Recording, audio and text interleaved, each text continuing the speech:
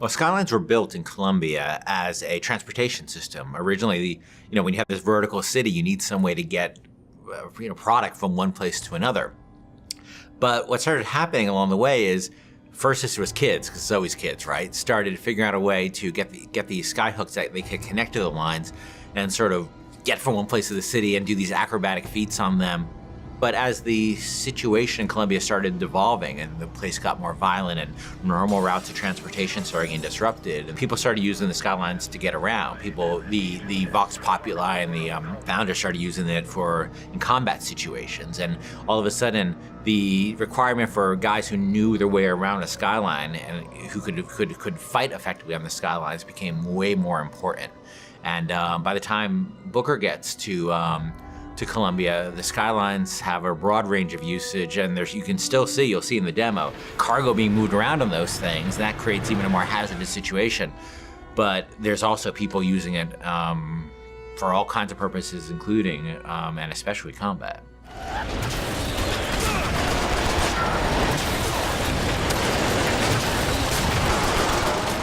One of my big frustrations in working on BioShock 1 is we had the ocean, but it was really just a piece of art. We never really dealt with, what it was like to fight at the bottom of the ocean in any meaningful way.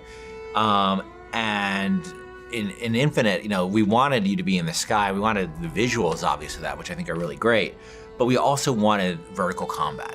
And we played around with lots of ideas for like using flight and stuff like that for a while. But in the end of the day, to me, the experience of being on a plane versus the experience of being on a roller coaster is a very different experience. For me, it's always been about wooden roller coasters. I've never been as much a fan of the steel ones. And that sort of clackety-clack feeling of, that going up to the top of a hill and then going over, and that amazing feeling you have. And I really want to put that in a game. I really want to get that feeling in a game. And then, of course, being a video game, I want to enhance that with combat. I want to be on one of those old wooden roller coasters that's stacked upon another wooden roller coaster in this city, and jumping from one to the other with weapons, with people shooting at me. I just wanted to get that feeling. And this isn't a monorail. This isn't a people mover. This is something that is incredibly vertical. It's incredibly open-ended. And that's what BioShock games are about. They're about giving the player a ton of tools and a ton of options and just letting them go to town. The skyline! Follow me!